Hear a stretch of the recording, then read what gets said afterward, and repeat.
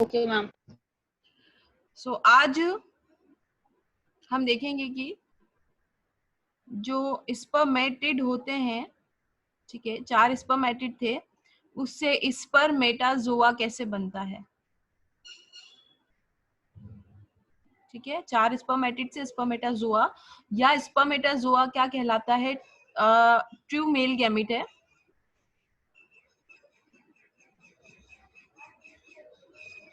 और स्पर्म। ठीक है, तो स्ट्रक्चर देख लेते हैं इसका।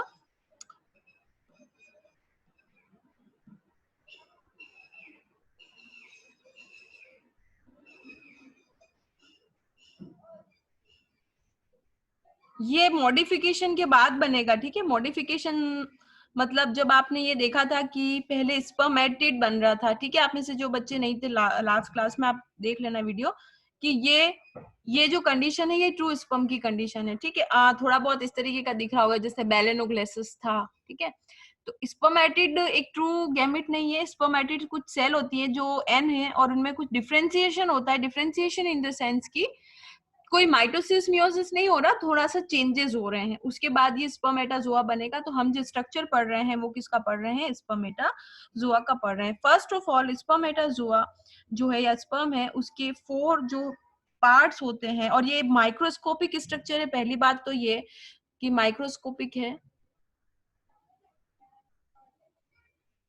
और दूसरी बात ये कि सबसे छोटा जो सेल होती है ह्यूमन बॉडी की, ठीक है, तो स्मॉलेस्ट सेल होती है। इसके अगेंस्ट जब एक देखोगे तो होता तो ये एन है और एक भी एन ही है, क्योंकि गैमेट है तो एन एन ही होगा, लेकिन एक बहुत बड़ा होता है, काफी बड़ा होता है, जिसकी कंपैरिजन में ये जो गैमेट है ये काफी छोटा होता है। ठीक है, तो सबसे पहले इसके पार्ट देख लेते हैं। सबसे पहले इसका पार्ट है हेड पार्ट, ये हेड हो गया। दूसरा पार्ट है इसका नेक पार्ट। ठीक है, तीसरा पार्ट जो है that is known as middle piece.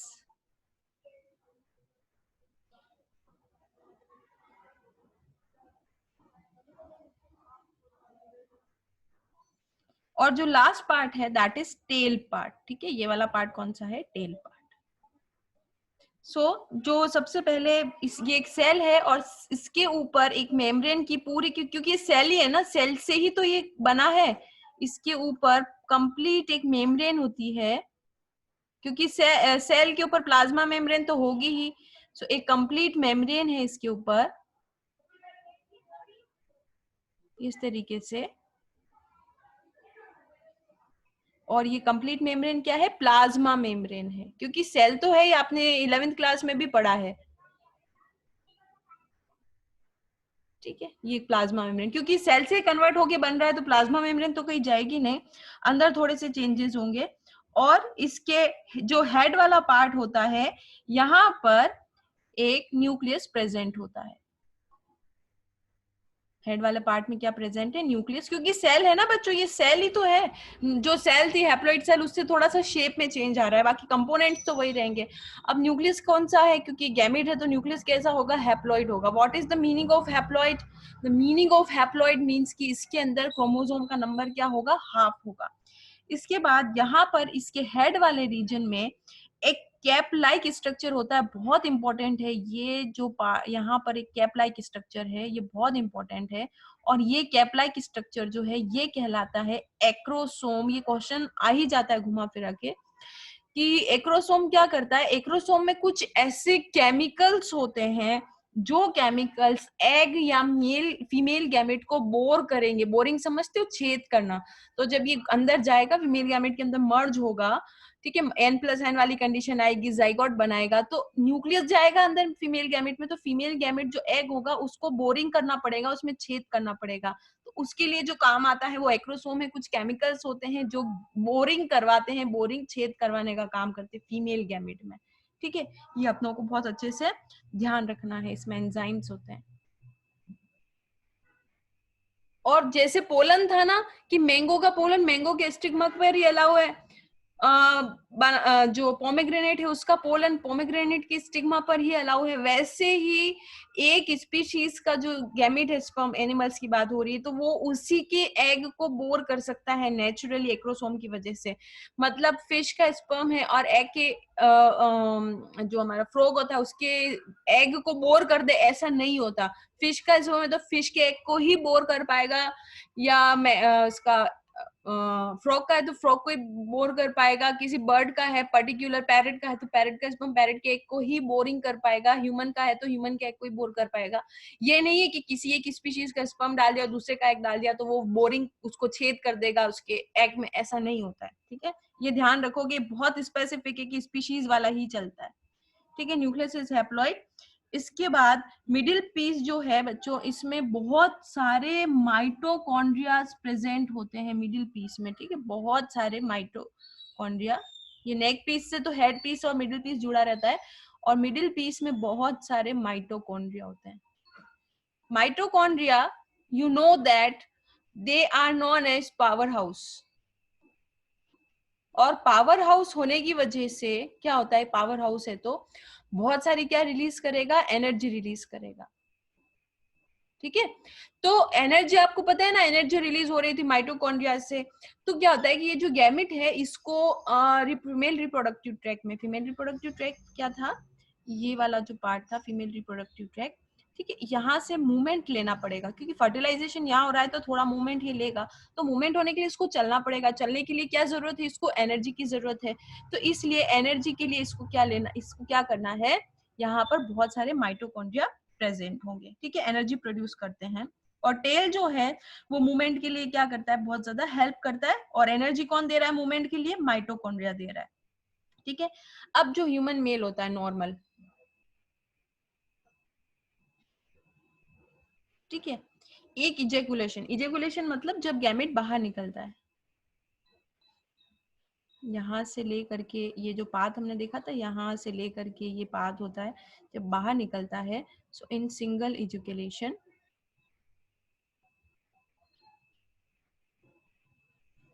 ठीक है, सिंगल इजेकुलेशन में ह्यूमन मेल एक बार में,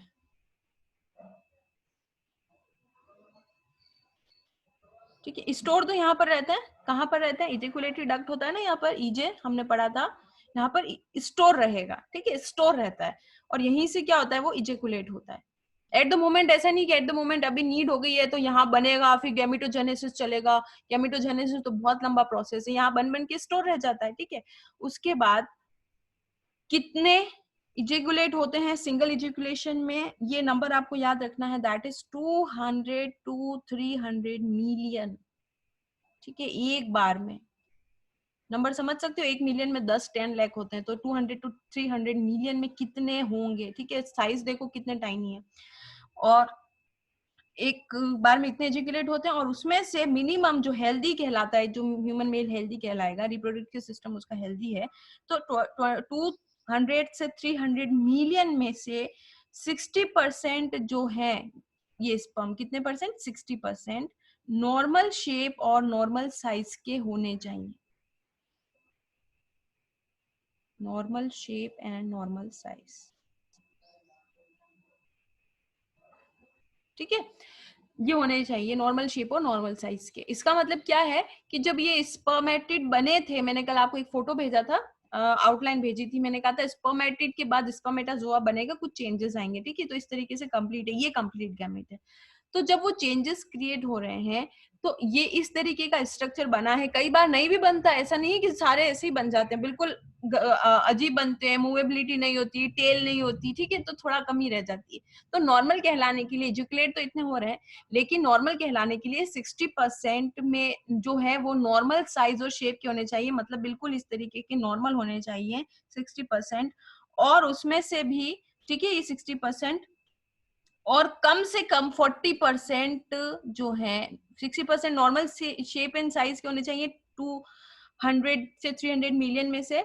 और 200 to 300 मिलियन में से 40% जो गैमिट हैं वो कम से कम बहुत ही बढ़िया मोडलिटी या विग्रस मूवमेंट दिखाने चाहिए। विग्रस मूवमेंट, क्योंकि मूवमेंट तो इसे करना ही है ना, फीमेल रिप्रोडक्टिव ट्रैक के अंदर मूवमेंट तो इसको करना पड़ेगा। मूवमेंट, ये तो इस तरीके से मूवमेंट तो इसको करना पड़ेगा, तब जाकर तो फॉलोपियन ट्यूब में यहाँ पर पहुंचेगा। ठीक है, तो ये मूवमेंट होना बहुत जरूरी है। और अगर मूवमेंट नहीं है तो इसके बाद क्या है कि वो वेस्ट हो जाता है या मूवमेंट नहीं कर पाता, तो रिप्रोडक्टिव ट्रैक में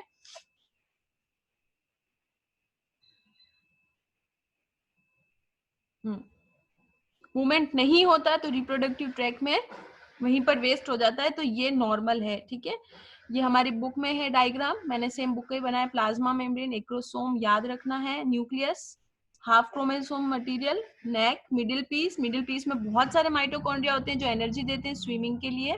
ठीक है, फिर स्विमिंग कहाँ करेगा, फीमेल रिप्रोडक्टिव ट्रैक में। ठीक है, और ये टेल है जो हेल्प करती है मूवमेंट में। तो जो एक वर्ड आया था ना बच्चों, स्पर्मेटिड से एक वर्ड आया था स्पर्मेटाजोआ। ठीक है, स्पर्मेटिड से स्पर्मेटाजोआ जो वर्ड आया था, तो स्पर्मेटिड तो ऐसी नॉर्मल सेल थी, एनए नहीं थी, डिवीजन के बाद बनी थी। इसके बाद कुछ डिफरेंशिएशन होता है। डिफरेंशिएशन मतलब changes in cell, mitosis meiosis नहीं। डिफरेंशिएशन मतलब वो जो माइटोसिस मियोसिस होना था वो तो हो गया, ये चारों की चारों एन बन गई है। ठीक है, पर अभी ये गैमेट नहीं है। इस गैमेट बनाने के लिए, ये ऐसी थी सेल, गैमेट बनाने के लिए उसको इस तरीके से बनना पड़ेगा, डिफरेंशिएशन होगा और इस तरीके के स्ट्रक्चर्स पैदा करने पड़ेंगे। तो स्पर्मेटाजोआ वर्ड जो आया है, जोआ आपने पहले भी पढ़ा है, जोआ मतलब जो चीज मूवेबल होती है ना, उसको जोआ वर्ड हम लेते हैं। तो ये जो वर्ड है ये, ठीक है, तो ये टेल के लिए जोआ वर्ड आया है बिकॉज दीज आर मूवेबल। इसके बाद ये गैमेट हो गया है हमारा। इसके बाद ध्यान रखो कि कहाँ से रिलीज होते हैं, सेमिनिफेरस ट्यूब्यूल। सेमिनिफेरस ट्यूब्यूल आपको पता है, ये सेमिनिफेरस ट्यूब्यूल है, और यहाँ से क्या होंगे, रिलीज होंगे। और इस प्रोसेस को क्या बोलते हैं, स्पर्मिएशन, जो हमने कल पढ़ रखा है। तो यहाँ से रिलीज होते हैं सेमिनिफेरस ट्यूब्यूल से।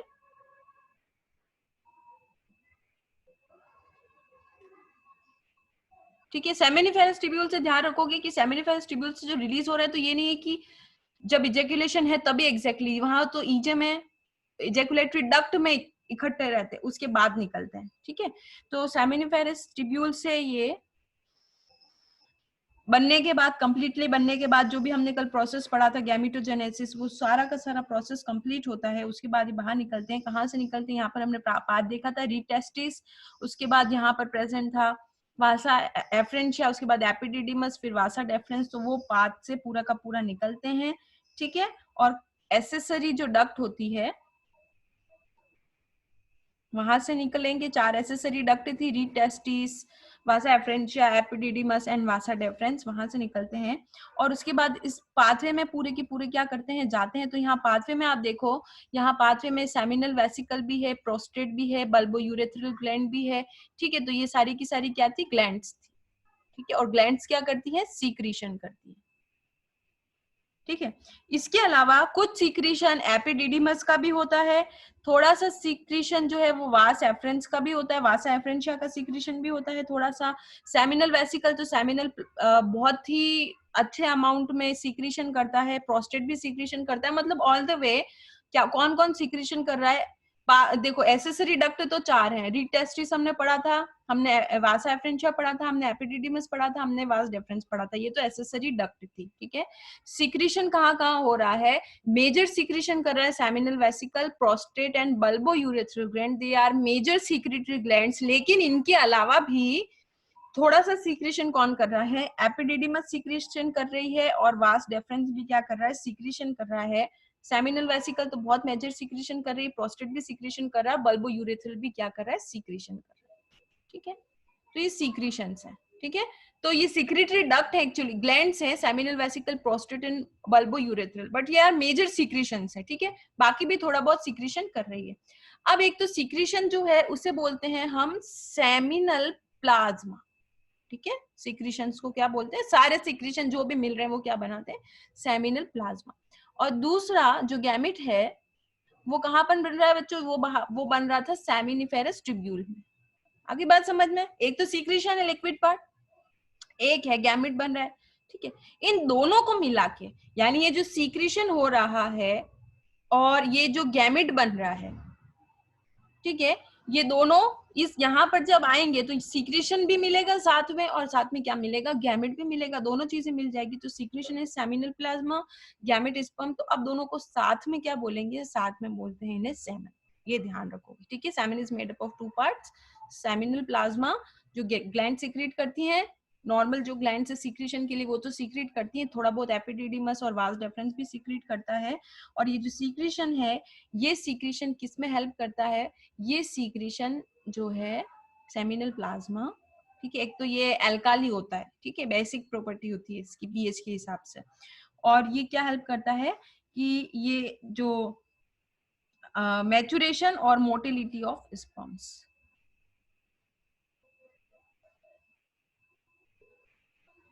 एंड मोटिलिटी ऑफ स्पर्म, ये सीक्रेशन का ये काम है, ठीक है। मोटिलिटी कहाँ पर होगी, मोटिलिटी, मोटिलिटी यहाँ पर होने वाली है, इस ट्रैक में क्या होने वाली है, मोटिलिटी, मूवेबिलिटी, ठीक है। तो अब हम देखेंगे कि क्या सीक्रेशन मोटिलिटी में कैसे हेल्प करता है। जो सेमिनल प्लाज्मा होता है और जो गैमिट होते हैं, ठीक है, इन्हें मिला करके सेमिन कहा जाता है, वो क्या करता है, ये सेमिनल प्लाज्मा गैमिट के स्पर्म्स की मैच्योरिटी और मोटिलिटी में हेल्प करता है। कैसे मोटिलिटी में हेल्प करेगा वो हम देखेंगे आगे, ठीक है। तो ये पार्ट हो गया है।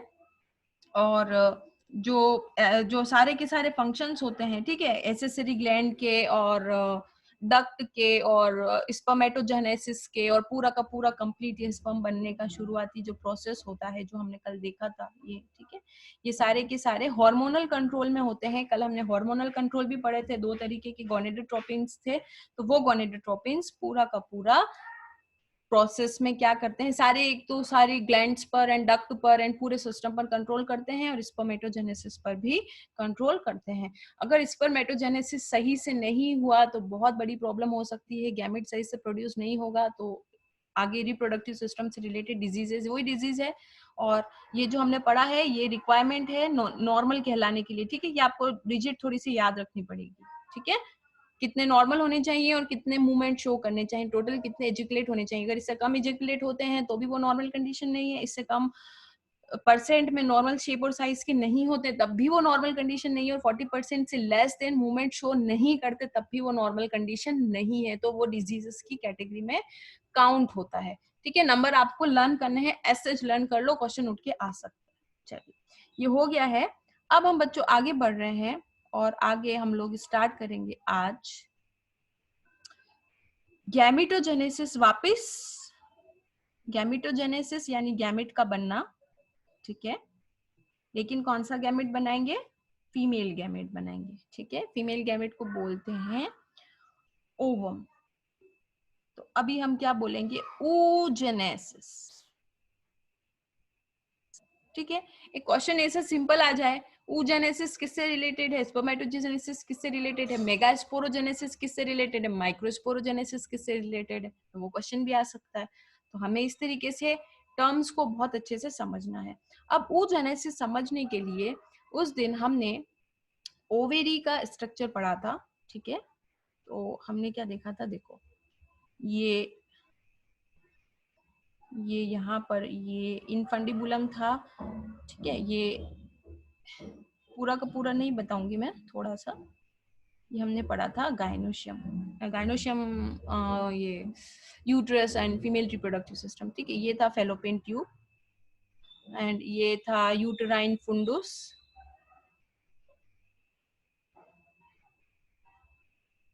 ये था यूट्रस, और इसके अंदर 3 लेयर्स थी, एंडोमेट्रियम, मायोमेट्रियम, ठीक है। ये था यूटेराइन कैविटी, ठीक है। और यहाँ से हमने देखा था कि 2 जो ओवेरीज थी, ये जो ओवेरीज थी 2, ठीक है, ये 2 ओवेरीज एक तो इससे जुड़ी हुई थी और पीछे किससे जुड़ी हुई थी, लिगामेंट से, पेल्विक वाल से तो लिगामेंट से जुड़ी हुई थी, और यूट्रस से भी किससे जुड़ी हुई थी, लिगामेंट से जुड़ी हुई थी। तो इन ओवेरीज की बात कर रहे हैं, ठीक है। तो ये ओवेरी ले लेते हैं एक, और ये जो ओवेरी है ये एक कवर रहता है इसके ऊपर जिसे बोलते हैं ओवेरियन स्ट्रोमा। ये याद करना है आपको, सिर्फ ओवेरी पढ़ रहे हैं, ठीक है। ओवेरी के ऊपर कवर है जिसे क्या बोलेंगे हम, ओवेरियन स्ट्रोमा, और अंदर की तरफ ये स्ट्रोमा जो है वो दो जोन्स में डिवाइड होता है, एक तो पेरिफेरल जोन जो कॉर्टेक्स और इनर मेडुला, ठीक है। सो पेरिफेरल जोन जो है वो कॉर्टेक्स,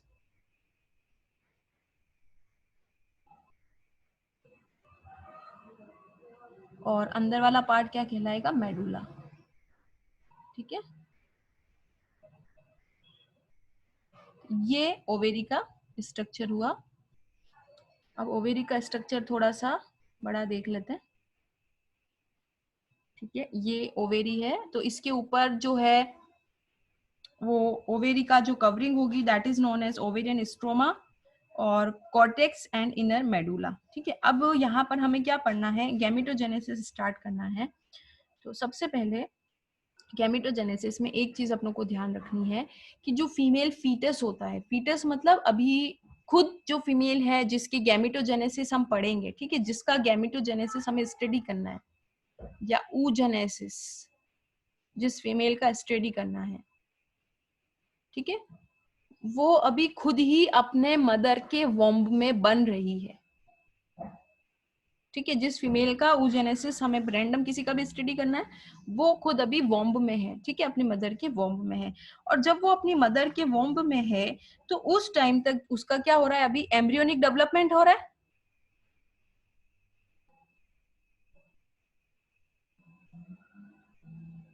ठीक है। इसका क्या हो रहा है, फीमेल का एम्ब्रियोनिक डेवलपमेंट हो रहा है, क्योंकि खुद वॉम्ब में, तो अभी तो खुद ही एम्ब्रियो है वो, ठीक है। तो जब वो खुद एम्ब्रियो कंडीशन में हो रही है तो उसके अंदर मिलियंस ऑफ गैमेट जिसे बोला है oogonia, ठीक है, oogonia। वहां क्या था, स्पर्मेटागोनिया, स्पर्मेटागोनिया था मेल के अंदर, और यहाँ पर है oogonia।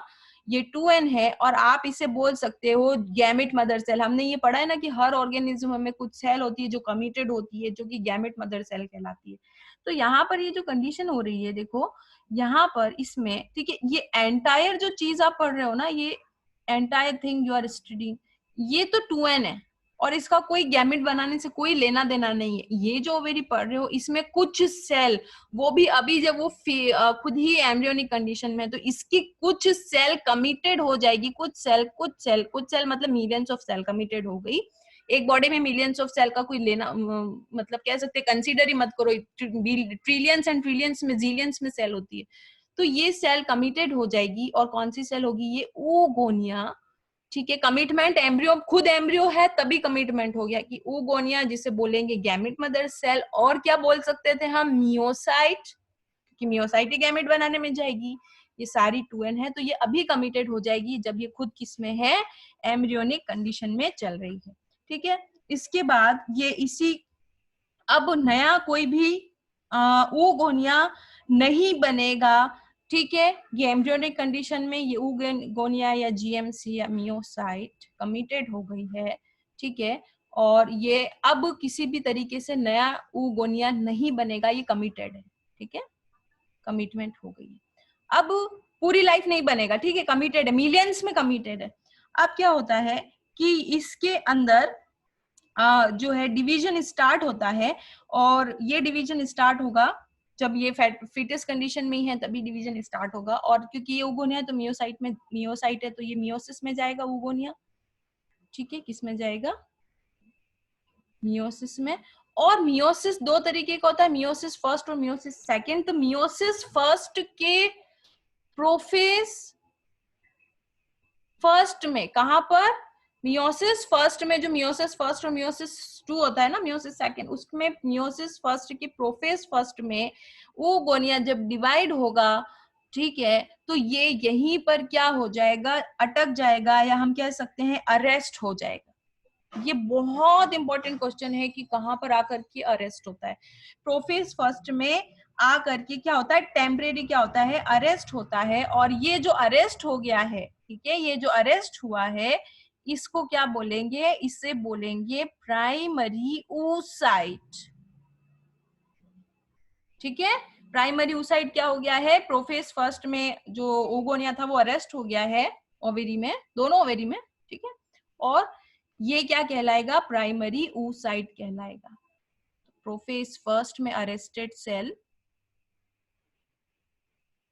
Is known as primary oocyte। ठीक है, बहुत सारी सेल क्या हो गई इसके अंदर अरेस्टेड हो गई है। अब ये जो प्राइमरी oocyte था, ये ओवेरीज के अंदर ही बात चल रही है, तो ये बहुत सारी ग्रेनुलोसा सेल इसको कवर कर लेती है। ठीक है, ग्रेन्युलोसा ग्रेन्युलर सेल इसको कवर कर रही है। तो अब ये कवर हो गया है, इसके बाद क्या कहलाएगा, ये कवरिंग के बाद क्या कहलाएगा, प्राइमरी फॉलिकल।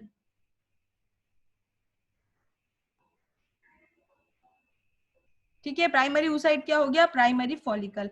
और ये जो प्राइमरी फॉलिकल्स हैं, ये सारे कंडीशन, ये जब एम्ब्रियो कंडीशन में है तभी ये प्राइमरी फॉलिकल बन गए हैं। और ये जो प्राइमरी फॉलिकल है, ये बर्थ से लेकर के प्यूबर्टी तक, ठीक है, बहुत सारे प्राइमरी फॉलिकल बने, और बर्थ से लेकर प्यूबर्टी तक बहुत सारे प्राइमरी फॉलिकल, और ये जो सेल ने इसको कवर कर रखा है ये तो प्राइमरी फॉलिकल है। ये क्या था, प्राइमरी oocyte। प्राइमरी oocyte के ऊपर बहुत सारी ग्रेन्युलोसा सेल आ गई, तो ये अब क्या कहलाएगा, प्राइमरी फॉलिकल। ठीक है, बहुत सारे प्राइमरी फॉलिकल बर्थ से लेकर प्यूबर्टी तक डीजनरेट हो जाते हैं। डीजनरेट आप समझते हो, खत्म हो जाते हैं, डिस्कार्ड हो जाते हैं, डिस्ट्रॉय हो जाते हैं। और प्यूबर्टी तक, ठीक है, प्यूबर्टी तक कितने प्राइमरी फॉलिकल बचते हैं, ओनली 60,000 to 80,000 जो है वो क्या बचते हैं, प्राइमरी फॉलिकल बचेंगे। ठीक है, तो ये बहुत सारे काम, प्राइमरी फॉलिकल तो उसका बन गया है जब वो पैदा ही नहीं हुई है, खुद एम्ब्रियो कंडीशन में है।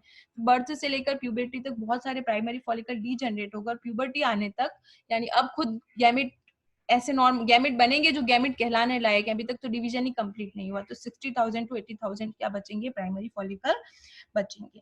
अब ये जो प्राइमरी फॉलिकल था,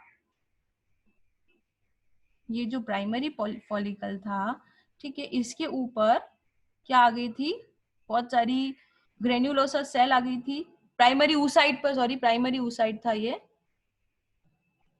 था प्राइमरी oocyte। प्राइमरी oocyte पर बहुत सारी ग्रेन्युलोसा आ गई थी, और इसे क्या बोला था, प्राइमरी फॉलिकल। ठीक है, अब इस प्राइमरी फॉलिकल पर वापिस से बहुत सारी दूसरी और ग्रेन्युलोसा लेयर आ जाती है, और बहुत सारी ग्रेन्युलोसा लेयर आ जाती है इसके ऊपर। ठीक है, और सेकेंड टाइम जब ग्रेन्युलोसा लेयर आती है, तो अब इसको क्या बोलते हैं, प्राइमरी फॉलिकल जो था, प्राइमरी फॉलिकल पर वापस और ग्रेन्युलोसा आ गई। ठीक है, तो अब क्या बोलेंगे प्राइमरी फॉलिकल को, अब बोलने वाले हैं प्राइमरी फॉलिकल को सेकेंडरी फॉलिकल। क्या बोलेंगे, सेकेंडरी फॉलिकल। ठीक है, और इसके ऊपर एक न्यू थीका या न्यू लेयर भी आ जाएगी। ये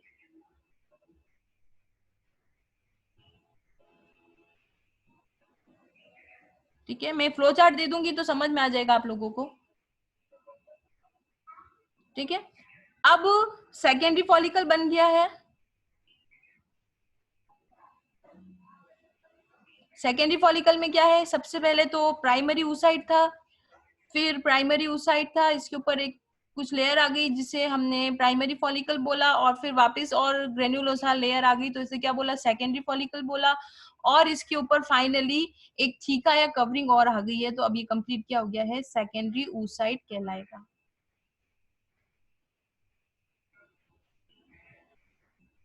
ठीक है, नेक्स्ट क्या होगा, सेकेंडरी फॉलिकल जो है वो टर्शरी फॉलिकल में कन्वर्ट होगा। प्राइमरी फॉलिकल, सेकेंडरी फॉलिकल, और अब कौन सा फॉलिकल आ रहा है, टर्शियरी फॉलिकल।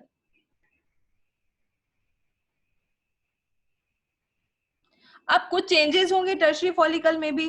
तो टर्शरी फॉलिकल में क्या होता है कि यहाँ पर एक फ्लूइड फिल्ड कैविटी आती है, इस तरीके से स्ट्रक्चर बनता है। ठीक है, और ये एक फ्लूइड फिल्ड कैविटी है, यहाँ पर फ्लूइड रहता है, इसी से चेंजेस हो रहा है। और इस फ्लूइड फिल्ड कैविटी को बोलते हैं एंट्रम। बहुत इंपॉर्टेंट है एंट्रम क्या होता है, ठीक है। और ये क्या था बच्चों, ये प्राइमरी oocyte था।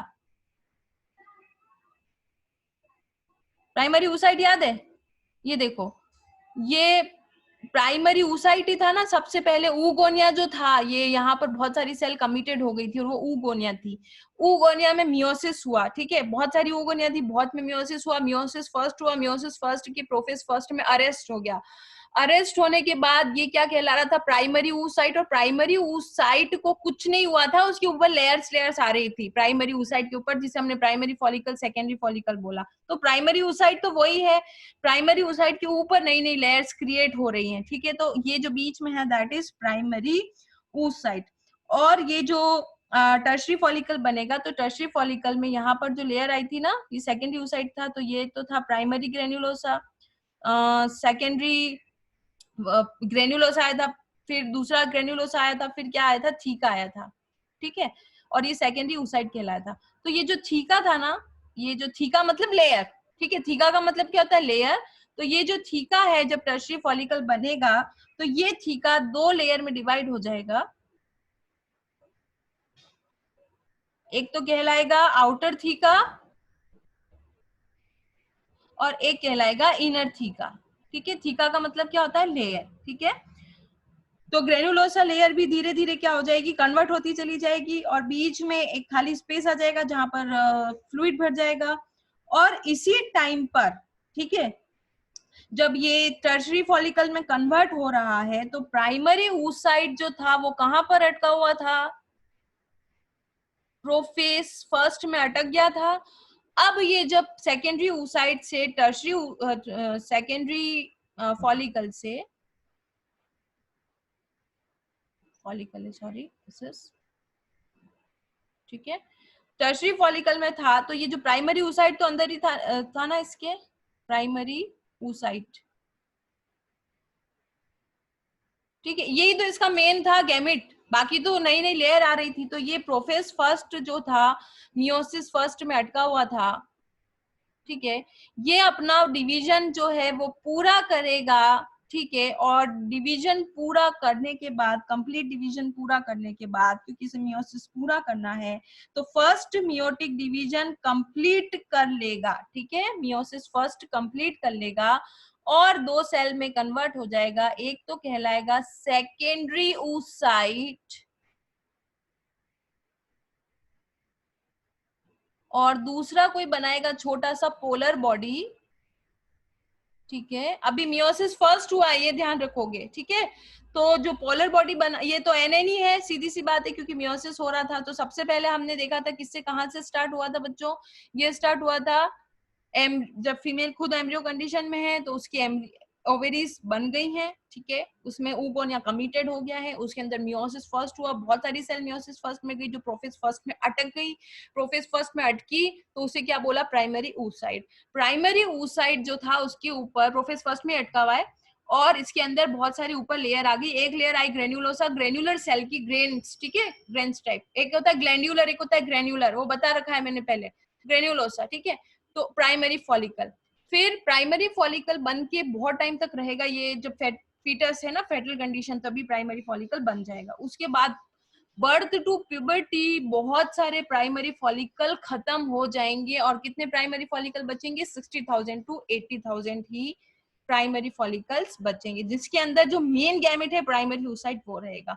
अब प्यूबर्टी आ गई है और अब वाकई में आगे क्या करना है, ऐसा गैमेट बनाना है जो रियल गैमेट हो, ठीक है, क्योंकि अब डिफ्रेंसिएशन भी बहुत सारी चीजें करनी है।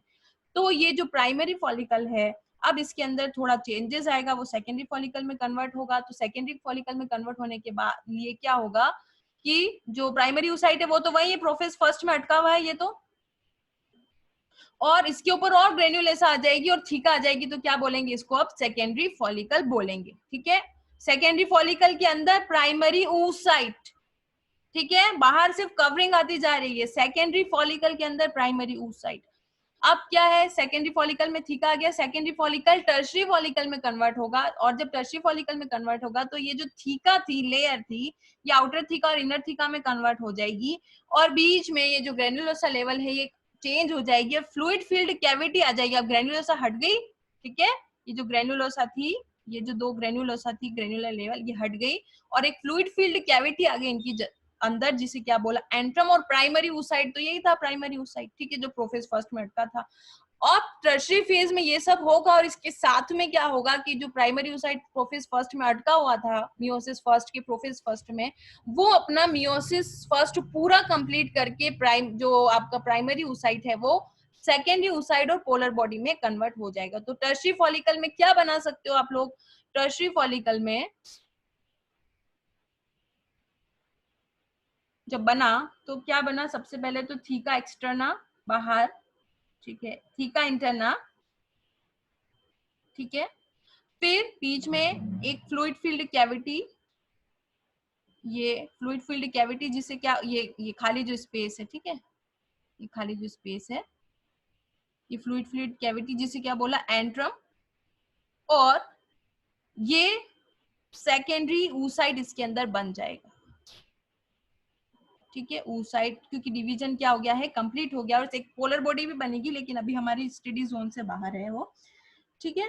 तो ये फर्स्ट क्या बन गई, पोलर बॉडी, ठीक है। अब मियोसिस फर्स्ट ही कंप्लीट हुआ है बच्चों, मियोसिस सेकंड कंप्लीट नहीं हुआ है, तो मियोसिस सेकंड हम नेक्स्ट टर्न पर कंप्लीट करेंगे, नेक्स्ट टर्न पर हम उसे पढ़ लेंगे किस तरीके से सेकंड मियोसिस कंप्लीट होता है, ठीक है। और ये जो सेकेंडरी oocyte है, ये प्राइमरी oocyte जितना का जो न्यूट्रिएंट होता है ना, सारा का सारा, ये जो प्राइमरी oocyte है, इसका न्यूट्रिएंट जो भी है वो सेकेंडरी oocyte में रहता है। प्राइमरी oocyte सेकेंडरी oocyte में डिवाइड होता है, तो इसका सारा न्यूट्रिएंट जो है वो न्यूट्रिशन जो था बहुत सारा, क्योंकि जो ग्रेनुलोसा सेल थी ना सारी की सारी, ये जो ग्रेनुलोसा इकट्ठी हुई थी, ये ग्रेनुलोसा एक्चुअली में प्राइमरी oocyte को न्यूट्रिशन प्रोवाइड कर रही थी, ठीक है। ग्रेनुलोसा का काम ही क्या है, न्यूट्रिशन करना, देना, देखभाल करना।